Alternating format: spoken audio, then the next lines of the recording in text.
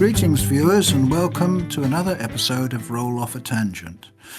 I, Robert Gibson, alias Zendexor, and my colleagues, Nikita Zuev and XJ, are about to commemorate the 100th anniversary of the first ever science fiction magazine, Amazing Stories. We are doing this not in April, which was the centenary of the first issue, but now in June, the centenary of the first issue that contained new material rather than mere reprints. The new material is a tale which surprised me by its quality. My expectations were not high. The obscure author's name, G. Peyton Wertenbaker, failed to set my pulse rate soaring, and similarly the title, The Coming of the Ice, rather bored me with its promise of gee whiz, the glaciers are returning. As it turned out, I was pleasantly surprised. It's only in the final 2.5 pages that the world turns colder and the ice encroaches, and what's far more important is the previous long-term freezing of the protagonist's soul. For this is a story about the terrible price that has to be paid by one who succeeds in obtaining physical immortality. Carl Dennell is made immune to aging, but for this he has to renounce love, and not only that, but he finds as the lonely centuries wear on that his intellect does not keep up with the development of humanity. Only in the last few sentences is there a mysterious hint of salvation, as personal death finally looms with the death of the environment itself. Now over to my colleagues for their impressions. Starting with the youngest. Hi. We can just have me be the starting guy, right? I mean, at this point, it's tradition. So I had a lot of fun reading the story, Coming of the Ice. I thought this was gonna be something about dinosaurs when I read the title. I thought that it's gonna be like Littlefoot.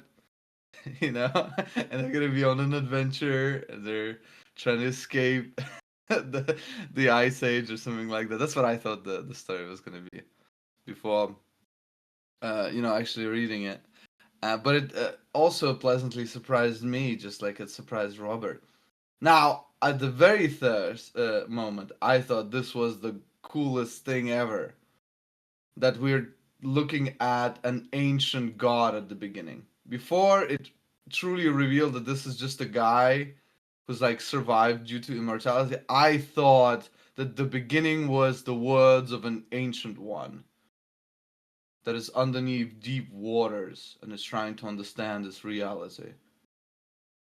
But it wasn't. It was something more personal. And perhaps because it was something more personal, it connected a little more deeply. I think one little sin that the story does is spend so much time in the modern day of what we understand, the catalyst, rather than the full life of this individual, the thousands of years that he went through. That's the one gripe I have with the story, is that it spends time in the stuff we understand rather than the stuff that we don't, which is easier for the author. But nonetheless, I spoke briefly to Robert before we began the podcast, and I found out that the man who wrote this was 19. So, from that point of view, the story is amazing. It's tremendously well written.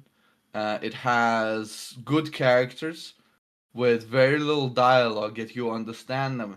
It reminded me of a chapter in the Watchmen comic book, where an entire issue is spent speaking of Dr. Manhattan and his power and the fact that he is God, basically, for all intents and purposes, as far as we understand it. Not in a religious sense, but in the omnipotent sense. He cannot be stopped. He can align molecules and is all powerful, basically. And he is super detached from reality and humanity because of his powers. And it's sort of similar to this character, who, because of his immortality, cannot find a place anymore in our world and the world that came. So it was very well done, and I really enjoyed it. There you go. I don't really have anything else to say about it besides something positive. XJ, what did you think of the story?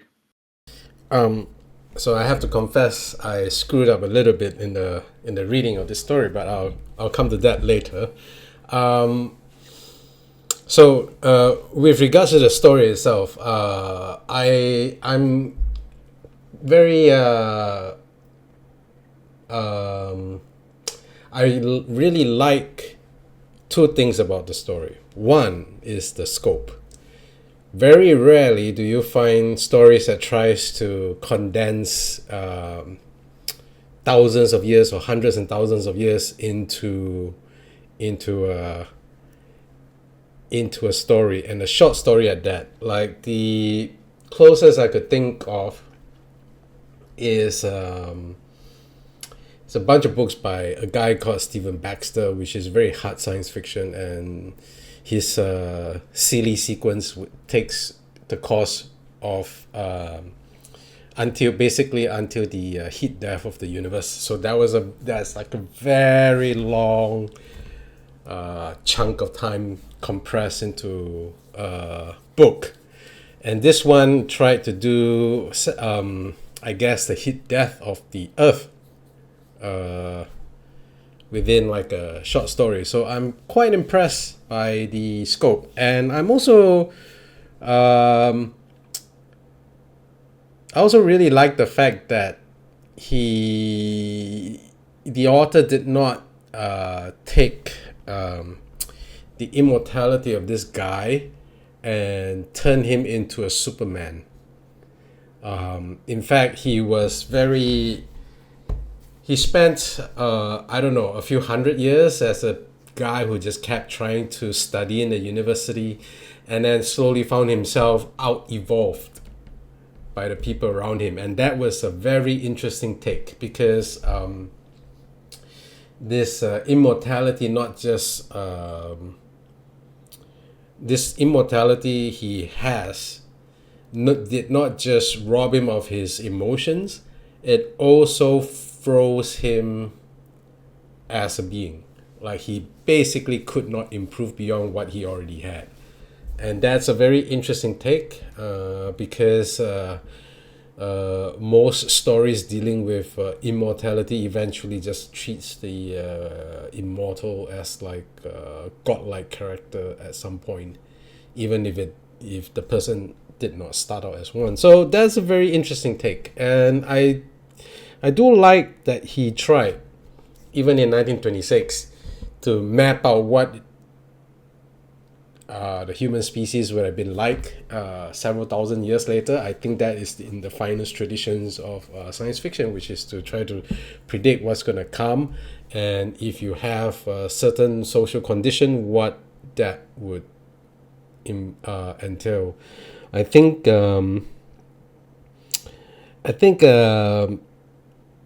he didn't quite go far enough. There were still some things that are very familiar that I would have thought would have changed in the few thousand years that he had been around. But it's very interesting to me also that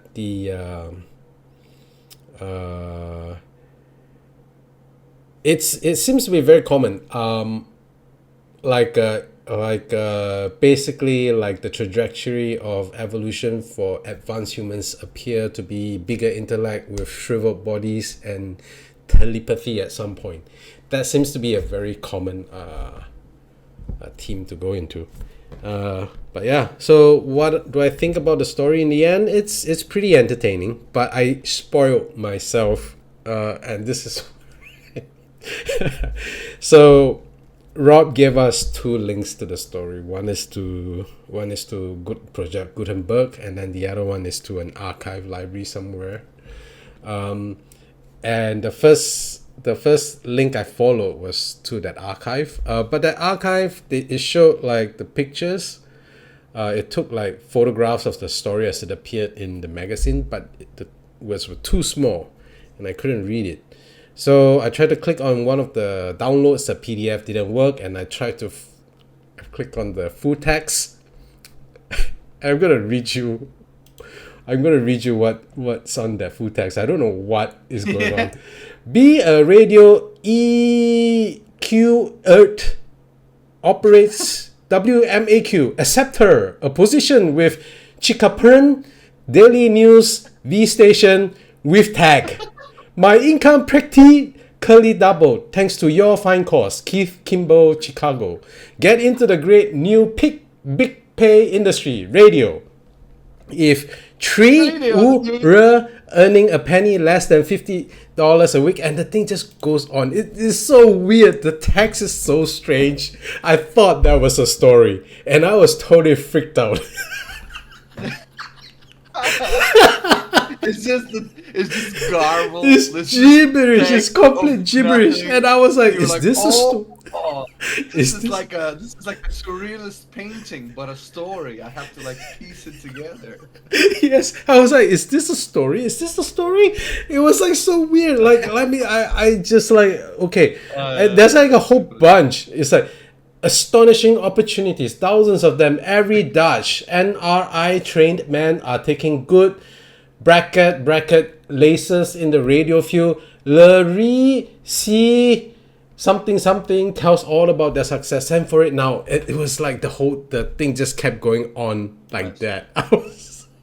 Is that the story? And I was like, man, this is freaky. And I was like thinking to myself that later I was like scrubbing through, and I was like, this can't be the story. So I went and tried to see if the earlier link, and then it took me to the Coming of the Ice, and I was like, okay, this Coming of the Ice is nice, but the other one was so freaky, man. I thought if somebody turned that into a story, that would have been like, I don't know, one of a very surrealist, very creepy story, I gotta admit. It'd be like a bit like because like the first batch of stuff I read was all just advertisements on radio, in this very garbled way, and I was like trying to find the story in that, and I was like, man, if somebody wrote like, you know, a story where it was just disconnected ads or disconnected letters or disconnected reports, but there is a thread somewhere that if you read really carefully, you could string it up. That would be a pretty cool story to read. And I gotta say, like, I guess I'm kind of disappointed that the first thing I read was not the actual story. You know what you could do? You could like begin a story like that with a bunch of like advertisement and all that kind of stuff, and then like in the middle of that, like have like a message written out, like they're after me. They know what we're doing. Yeah, you know, something like that. It was like and then like wait, what? And then it's just like new string of like buy a new enhanced lips, and they're going to hit the third tower. Be careful tomorrow, dog. Like, what? And then like, you know, that would be cool. You could do something cool. Yeah. There's, like, Totally. It was like I mean, I'm sorry, I screwed up. Like when I read the wrong thing. No, it's a really cool story.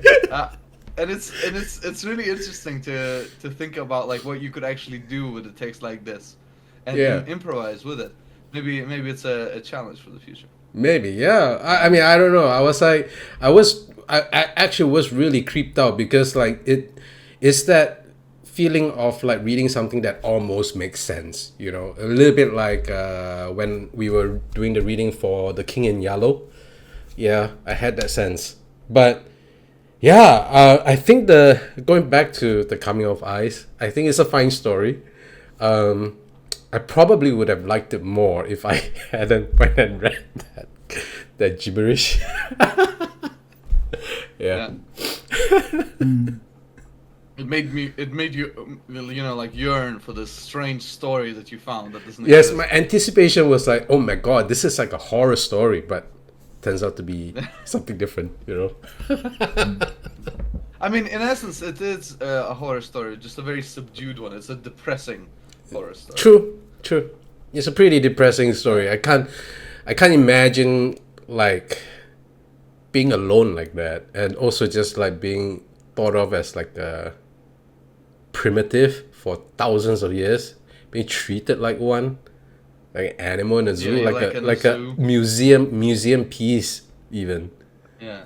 Yeah. Yeah. They don't even put you into the living section. You're just next to the sarcophagus, dude. They did they did classify him as a museum piece, didn't they? Like Yeah. I mean, he would be at that point. a living He's museum been alive piece. for thousands of years. Yeah. But what He's like about a you, living Robert? bacteria on top of the sarcophagus. Oh yeah, please, Robert. I also want to hear. Yeah, taking up XJ's point about the scope of the story, you say it condenses thousands of years into a short story. Actually, it's more like millions of. It ends up being, and it's just yet another variation on the theme that personal immortality simply wouldn't work. And there's another reason why it wouldn't work is that, in fact, if we are our memories, we couldn't possibly hold the memories of thousands, let alone millions of years, in our modest-sized heads. You'd have to decide at some point, right, I can't be that person anymore. I've got to make room for this other person I'm growing into being. So really, there's no personal survival involved. It's just a succession of personalities would have to inhabit the same head. So what's immortal about that? Nothing really.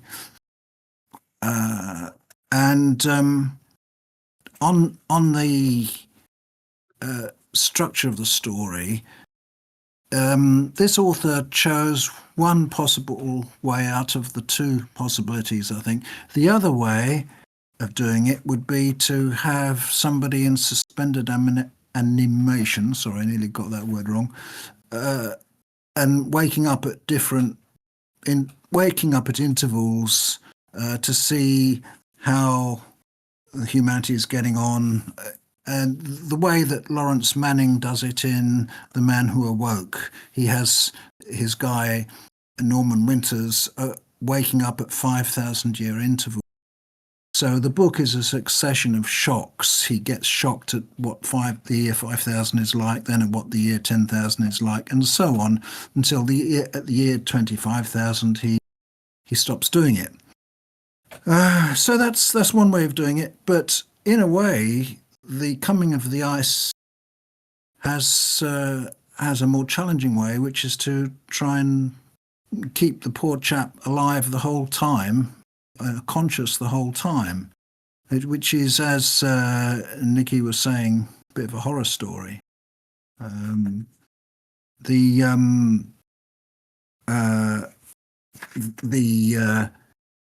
thing about that is that he would satisfy his curiosity in a sense as to what the future is like, but at the cost of really understanding it.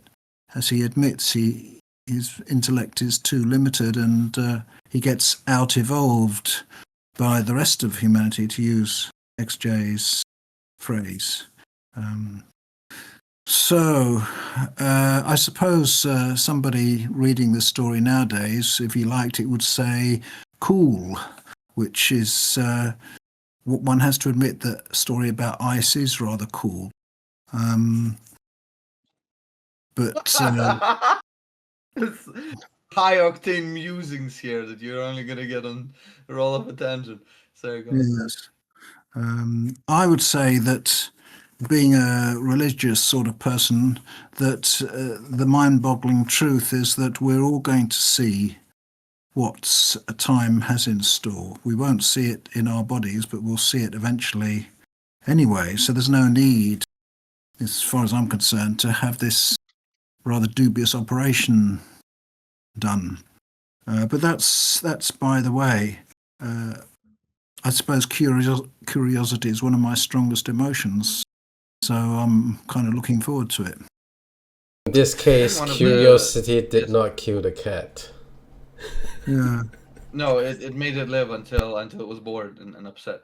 I think one part of the story that I wish the author focused on is food, because that's the biggest thing that you would realize that would be a constant, because I'm pretty sure he still needs to have substance, right? That would change over thousands of years. Just imagine the fact that like some taste would just be gone forever. You can never get them back. You can never It's try it implied. again. I think it is implied that he. Yeah, it is implied, but it's something that No, I, no, I no. I wanted meant. like there to be an entire section like I meant about, it is like, because that's implied. the one. I meant it is implied that he doesn't need to eat anymore. Oh, does it? Okay. Yeah, because Oh, he was going through all of that winter with the rest of the humanity, right?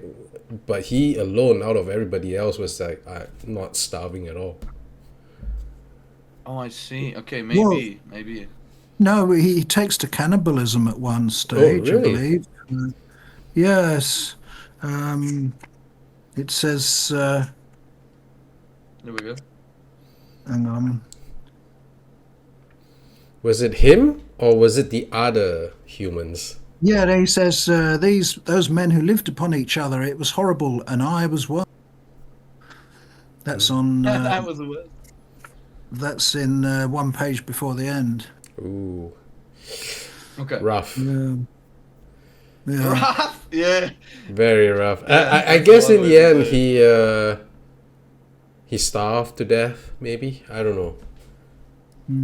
It had to be something like that, right? I mean, maybe he just laid there with an empty belly, thinking that he's gonna die, but never dying, and just waiting That until would be the Earth horrible. exploded, right? That would be even Yeah. more horrible than what is already. Yeah. Yeah. Yeah. No space travel by humans in the story, and interestingly, That's where it was very pessimistic. yeah, Like, okay, so we're not an intergalactic like empire by this point. Very. I mean, that's one of the things I felt like the guy did not actually go far enough, because the humans in the story kind of evolved to the point where they are using telepathy and all of that, and then they are Yeah, it's not. like, okay, wait, how do they have bodies to eat from? Because like at some point the story makes it sound like we basically became one with energy and thoughts, and we only use thoughts. And we didn't No, use. it was just. It just said like we don't use any other senses. So doesn't that mean we like our bodies no longer exist? So in But- order to survive in the new ice age, they had to re-engineer their bodies to become more robust. Stronger, yeah. Yeah. But yeah, it's It didn't work out. very interesting that with all of that mental prowess, they did not take to the stars, as Rob said. yeah. The Venusians invade Earth at one point. Oh yes, that's right. We have aliens, but Yeah, that's it's it, yeah. weird. And the Venusians are. How did how did the story describe the Venusians? They are like primitive, like the Yeah. narrator. They were savages compared They're with so the primitive that they can fly in space and we still can't. Yeah. Well, people aren't consistent in their cultures. You can imagine a culture that could build spaceships, but wasn't sophisticated in other ways, I suppose. I mean, maybe they just decided to turn inwards. I think that was implied, right? They stopped being curious about. I think what's you out can there. talk about a lot of stuff in the story and say, but I think it was implied because there's a lot of. I think the author himself just uses implication. Yeah, I mean, as a tool, very he's well. kind of skimmed through a lot of stuff, but you kind of have to be to write like a story that spans several thousand years, up to million of years within like a very short amount of time. About 13 pages. Yeah. Yeah, I mean, like Stephen Baxter tried to write until the end of the heat death of the universe, and he did a lot of time skip too. Yeah. Yeah. The big example is Olaf Stapledon in Last and First Men, who chronicles 2,000 million years of human race. And 2,000 million years. How long? yeah, is that? he does it in something between 300 and 400 pages. And he also takes humans do eventually achieve space travel, but only about 400 or so million years in the future. So he was pessimistic also about space travel. Mind you, that was in 1930, when most people probably didn't believe in space travel. Although if you were a Werner von Braun and someone like that, you did believe in it, but those were the exceptions. I mean, I don't know. I think there were at least a small number of people who are very, very excited about the idea of the vast cosmos back then. H.G. Wells being one of them. Yeah, true. I confess to my lack of sophistication here, but Jules Verne is the one that wrote about the submarine, right? 20,000 Leagues Under the Sea. Yes, yes. And H.G. Wells is the Time Machine. Yeah, and also the anti-gravity spacecraft in The First Men in the Moon. Yeah. Yeah, I like the idea that the author gives his nod to the people who clearly inspired him in that little moment. That was nice. Yes, all in all, I think we should give the guy a pat on the head and say, well, No, he's amazing, dude. A 19, crazy. Yeah. Should give him a recommendation letter and tell him that he should keep writing. Oh wait, Well, I think he only ever wrote 5 stories in his life, I think. oh man, Yeah. that's 5 too few. I get this information from Volume History of the Science Fiction magazine, which goes on about amazing stories and so on. And the author, Michael Ashley, says about Wertenbaker that his first story appeared in a magazine called Science and Invention in 1980 when he was 16 years old. So there you go. He's a prodigy. Can't talk properly today. Prodigy. And he says he deserted the science fiction field after but 5 stories. Maybe he realized that you couldn't make money on it, and he left. Probably. And everybody else is like, no, we're just gonna keep doing it. Yeah, probably got a more lucrative career lining up for him or something. Quite so, yes. But still, if I'd been able to sell a story like this at 19, I would have kept at it. Anyway, there you go. People differ. True. Yeah. But I enjoyed it, so thank you for writing it. You know, in any He would case, be afterwards. he would be a centennial this year, right? Well, he'd be 119. Well, no, more than 100 years. It's 100 years since this story was published. Yes. But he would So have he'd be been over 119. 119. Yeah, which is not. He actually wrote it at 0. It was 0 years old. Okay. Yeah. My excuse is there it's was- midnight over here. Okay, fair enough. I think that there is a lot of good stuff in the story, and because it's 119 years old, you know, like usually you would sit down, you would say like, oh well, this is a really good thing, or this is a good trope, but it's been used by 70,000 other stories since it was written, so you know it doesn't work as well. But here it doesn't matter. It doesn't feel like that. The story is timeless. Maybe we'll not say the same thing about it in 100 years, but at least for right now, it's just as good as when it was first written, and yeah, I mean, it shows the care that was put into making it feel real, and it does. Timeless. Yeah, that's a good word for it. Yeah, I agree. Yeah. So there you go. I don't have much else to say about the story.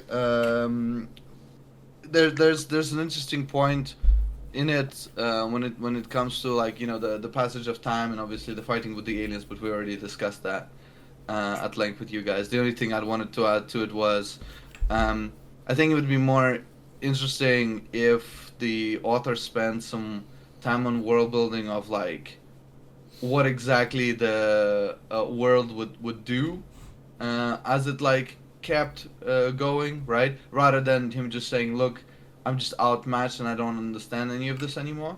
To be at least try to describe it, just like maybe a child trying to describe something that his parents did, but you can't quite grasp it, even though they were just going to the groceries to get some milk, right?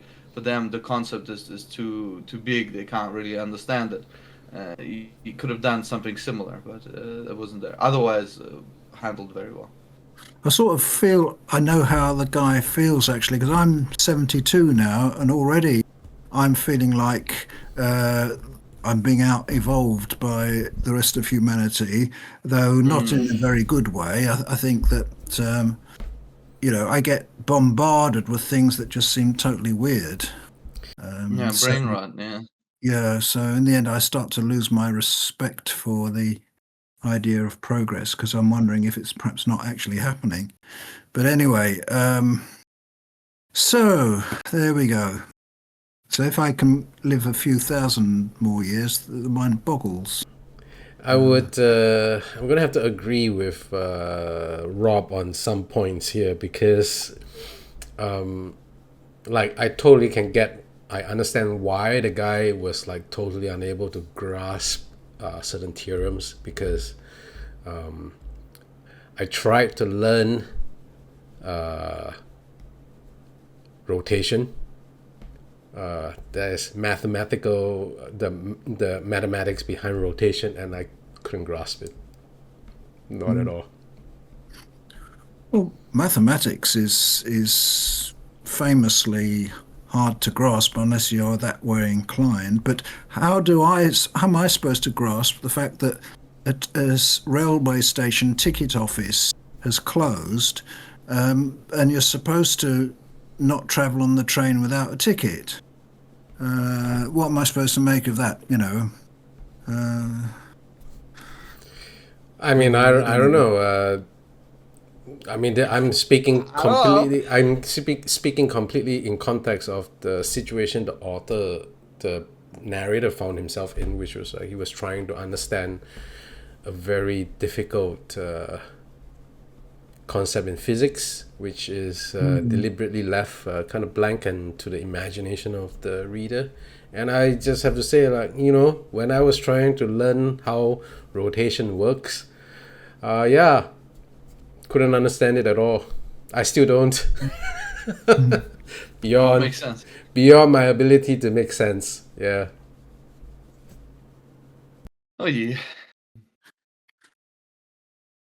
So, shall we give the story a score? Yeah. So I'll give it a. Well, it was rare before, but I've been giving out pretty high scores lately. So 10 out of 10 Oh, for wow. me. I think it's a very good story. There are ways to improve it, but I think with the circumstance of how it was written, when, and what it has become over 119 years, it's a 10 out of 10. Yeah, I think I'll give it 10 out of 10. Although I can catch the author out in one factual error. He says John Grandon wore the title Sir before his name in indication of nobility by birth, according to the prevailing standards in England. Well, being knighted's nothing to do with nobility, and also our present Prime Minister is a Sir, and he's certainly not belonging to the nobility. Anyway, I'll nevertheless give it 10 out of 10. Well, I'll give it an 8. Okay. That's pretty high for you, XJ. Oh, yeah. It's a pretty nice story. Yeah. All right. So, any last words about The Coming of the Ice? Nope, don't think Read so. it. Read it, yeah. Yes, read it. All right. Well, with that, thank you all for your attention today and have a great one. Like and subscribe if you enjoyed our banter.